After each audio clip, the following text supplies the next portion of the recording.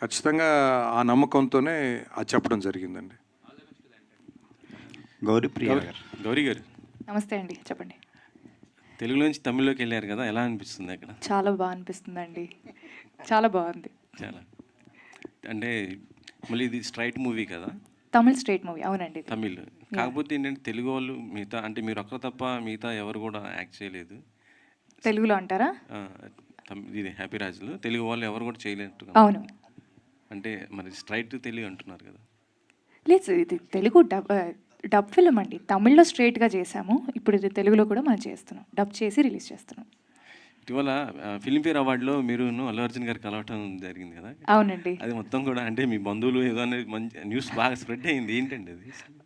అంటే స్నేహ గారితోని I have very loose ties అండి. సో అది అర్జున్ గారికి తెలియడం జరిగిందనమాట. సో ఆయన he's a very sweet person, చాలా మంచిగా మాట్లాడతారు, ఆయన చాలా దగ్గర తీసుకుంటారు.